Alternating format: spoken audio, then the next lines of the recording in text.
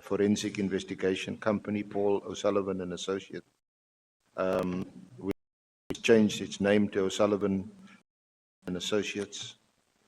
And then in 2015, you had also formed a non-profit company, Forensics for Justice, in 2015. And then you also have other property and business interests in South Africa and overseas. That's correct, Chairman. Yeah. If I can just stop one briefly, I've just realized there's a typing mistake here. Where it says I'm a currently a certified fraud investigator. Chairman, I'm a certified fraud examiner. That's just a typo. Okay. But I'm a certified fraud examiner since about 21 years ago. So particularly in relation to your fraud examiner investigation interests, what does that entail? Chair. Pardon? No, sorry, Chair. Honorable Malam. I think by now the evidence leader should be mastering the mic. You know, when he speaks, the mic is by his forehead. It's not on his mouth. It's by the forehead, and we don't hear. I just less than 2 minutes ago, I requested Bonani that when he passed there, he must lower the mic too. Can we do better, Advocate Aransa, with the microphone?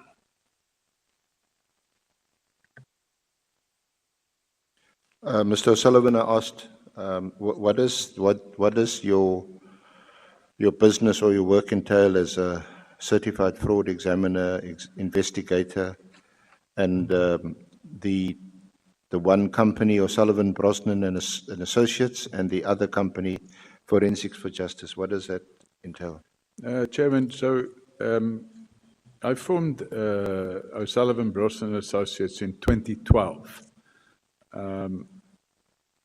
And the purpose of that entity, it's a for-profit company.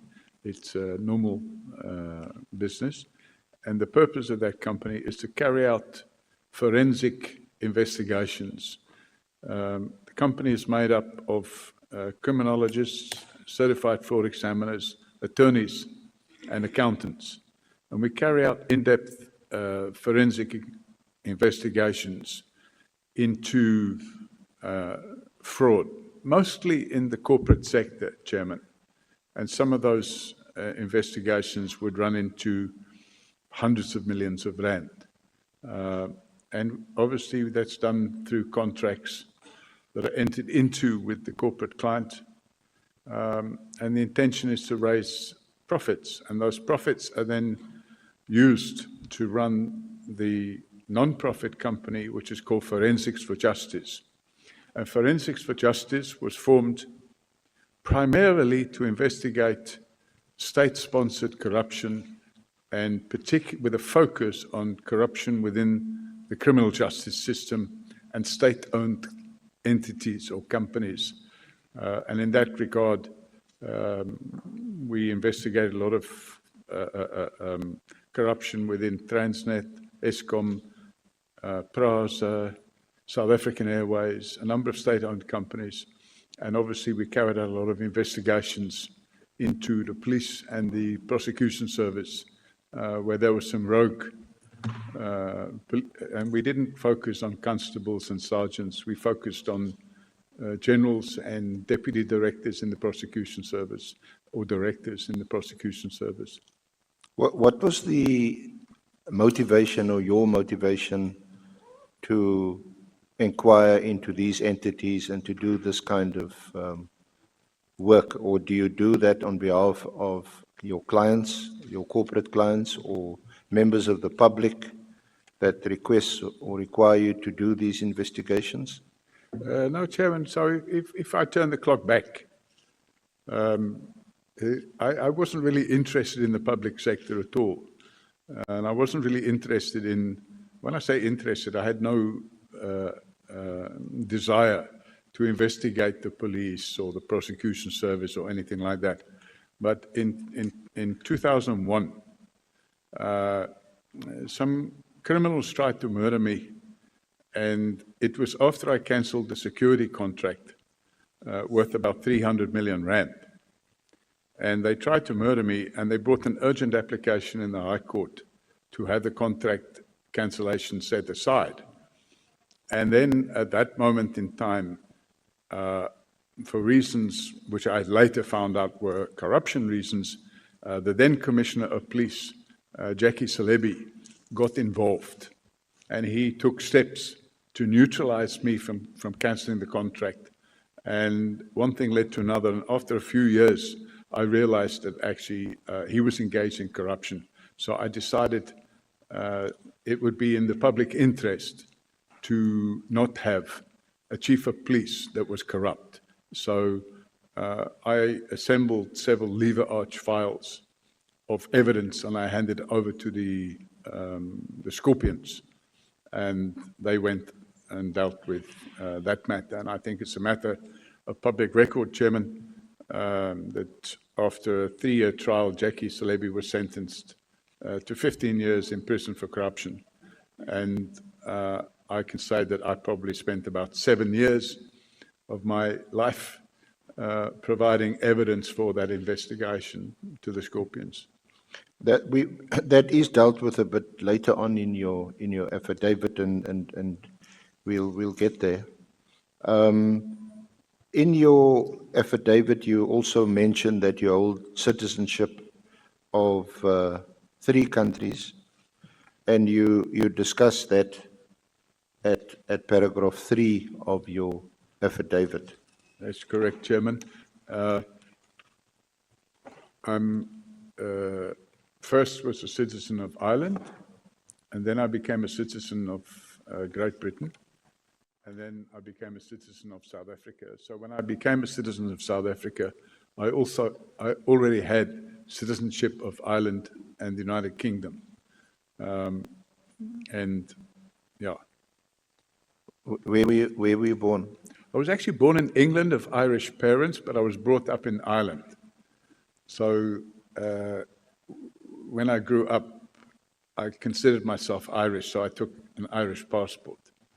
And then later I obtained a British passport because, having been born in Britain, I was entitled to have a British passport. And I saw no reason why I shouldn't have these passports.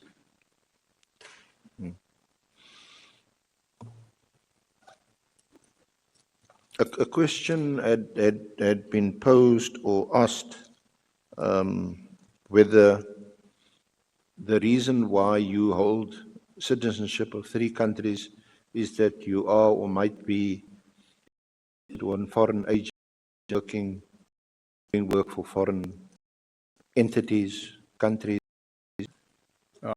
With all respect, Chairman, I've been in this country now for, and I can state that I have not performed any foreign agent activities in that 40 years. And in fact, loyalty to South Africa to 1995, as an example. My daughters, then she's an adult now, we were putting at work, we were putting on for the Rugby World Cup. I gave all my staff off from 11, and we got one of these big screens, which was like a projector because CD TVs didn't exist then. And I set up a petition amongst the staff that whoever could come along as the best dressed player or a rugby supporter would get a prize. And that they could invite their family or children. And I brought, at that stage, I only had 2 children. I now have 7. My 2 daughters with me, Roshin and Sinead. And Roshin was a very strong rugby supporter. She came along dressed as a Springbok. And one of the guys there said, "Yes, but you're Irish, so do you support Ireland or do you support South Africa. And she said, actually, I support 3 teams. First, I support South Africa because I'm South African. Secondly, I support Ireland because I'm Irish. And the guy said, but what's the team you support? She said, whoever is England. So that gives you the flavor. And that was in 1990, which is 31 years ago. We all considered ourselves, and I have children that were born here, school here, and they consider themselves South African. And I would consider it criminal for me to support a foreign government. It's to have foreign passports because it's very convenient to be able to travel around the world. Fortunately, because of corruption in Africa, the South African passport is not supposed to be. But an Irish passport to any country in Europe and South African passport into any country in Europe without standing in queues and filling in and obtaining visas and so on and so forth.